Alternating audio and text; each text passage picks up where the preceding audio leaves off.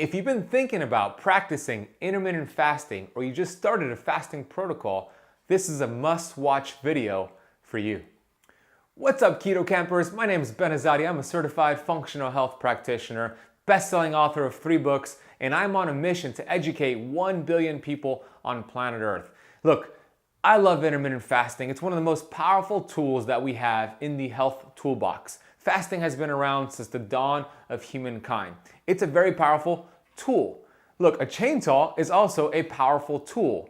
A chainsaw can get the job done and get you amazing results. Fasting could get the job done and get you amazing results. A chainsaw could also hurt you, same way fasting could also hurt you. So think of fasting as a muscle you want to develop.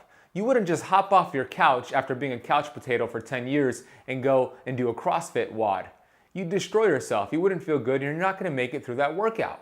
So with fasting, there's some preparation that needs to take place before you implement a fasting protocol. So there's actually 3 rules to follow here. If you complete this 3-item checklist and then you start your intermittent fasting schedule, you're going to actually get the amazing benefits of fasting without any of the side effects. The first thing to do before starting intermittent fasting is to eat breakfast, lunch, dinner, no snacking in between your meals. Did you know that the average American eats 17 to 21 times per day?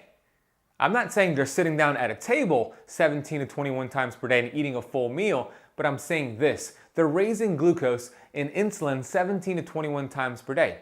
Think about it: the handful of almonds they grab, a bite of that protein bar, a sip of kombucha. Every time you raise glucose and insulin, it is a meal to the body. You're in a fed state and you're no longer in a fat burning state. You're no longer in a lean state. You're no longer in a fasting state once that happens. So I want you to write down, continue eating the way you've been eating for the next day, and write down on your phone on a piece of paper every time you eat, every time you raise glucose and insulin, because just having that awareness alone is huge for you, because then you can do something about it. So the first step is to have breakfast, lunch, dinner, nothing in between.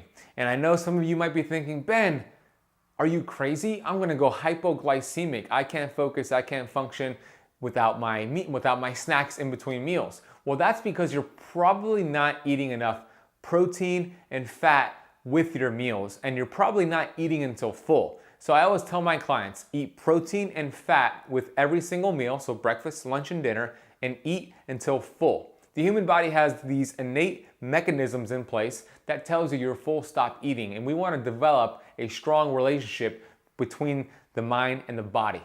And once you do that, you know you're full, you stop eating. And that should hold you over until the next meal. And as we develop this fasting muscle, you're going to be able to do it better and more efficiently. And the cool thing about changing it up now, if you've been snacking and now you're not snacking, it creates a stressor within your cells, within your mitochondria, which is the power plant of your cells. So my coach and mentor, Dr. Pampa, calls this mitochondrial fitness, because good cells, good mitochondria, when you create this adaptation by getting rid of your snacks, good cells get stronger, bad cells don't adapt. That's exactly what we want, and that's the way our DNA and our cells have been designed to be, to structure. Second tip to follow before intermittent fasting: give yourself at least 3 hours of fasting before you go to sleep, and then wait an hour after waking up before you have your breakfast.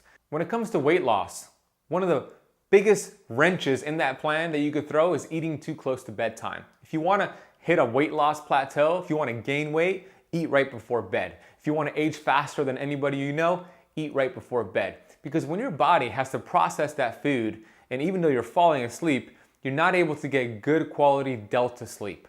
Stage 4 delta sleep is where your hormones are activated, all of your fat burning hormones. 98% of fat burning takes place during stage 4 delta sleep, and that typically happens the first 4 hours you're asleep. Most of this happens the first 4 hours you're asleep. And if your body's too busy processing food that you ate too close to bedtime, guess what? You're not going to get the benefits of those fat burning hormones. You're not going to get the benefit of your brain flushing out toxins. So you're going to wake up the next morning feeling groggy with brain fog, and you're going to wonder why I can't get rid of this belly fat. So give yourself at least 3 hours of fasting. Another reason you want to do so is because when you give yourself food energy and you go to bed, what happens? You never want to do that because you're not burning that food energy. So your cells and your body creates a lot of reactive oxygen species, ROS. And the more of these free radicals you have, the more inflammation in your cells and the faster you're aging. So not only are you going to gain weight and cause a weight loss plateau, you're also going to age yourself faster by eating too close to bedtime.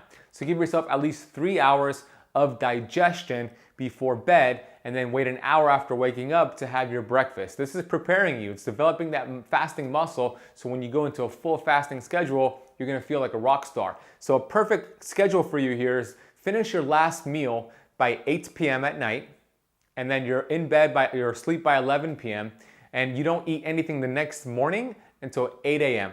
So by 8 p.m. you're done, the next meal, 8 a.m., that's a 12-hour fast. That is a great optimal way to start, and then eventually you can start pushing that into lunchtime and you could go into a 16-hour fast.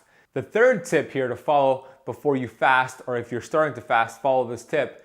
Eat keto-friendly meals when you are eating food. Because if you're still eating a lot of high carbohydrates and you're getting high insulin spikes, it's gonna be very hard to get into a fasting schedule because you are gonna get a drop in glucose and you're not gonna feel so good. So when you eat keto-friendly, high healthy fat meals, breakfast, lunch, and dinner, before you start fasting, you're gonna teach your body to keep glucose and insulin low so it can start utilizing its fat stores and producing ketones.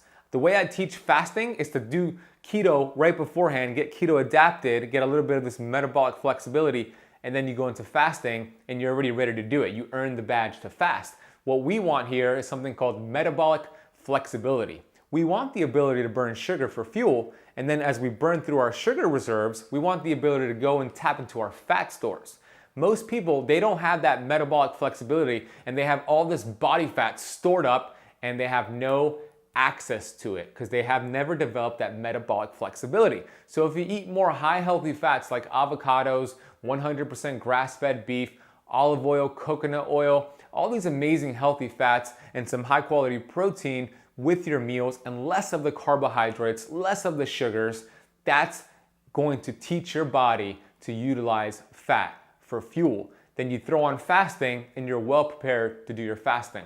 A simple tip for you is I throw in some healthy fats with my morning coffee. So my favorite coffee bean comes from Purity Coffee. If you want to get the beans that I get, keto beans, highest antioxidant coffee in the world, go to www.ketokampcoffee.com and get those beans. I'll put a link for that down below. And I throw in my favorite keto coffee creamer, which has grass-fed ghee and coconut oil, MCT oil, and a little bit of some stevia. It tastes delicious, and that's actually my breakfast. So I throw in this power creamer blend in my morning coffee every single morning. And if you want that blend, go to www.ketokampblend.com to get that as well. I'll put a link down below. If you want to learn more about the way I teach fasting, I wrote a best-selling book called the Intermittent Fasting Cheat Sheet. I answer the top 20 questions all about intermittent fasting. I back it up with science. It's a very easy read. I want to give it to you for free. Go to www.fastingcheatsheet.com.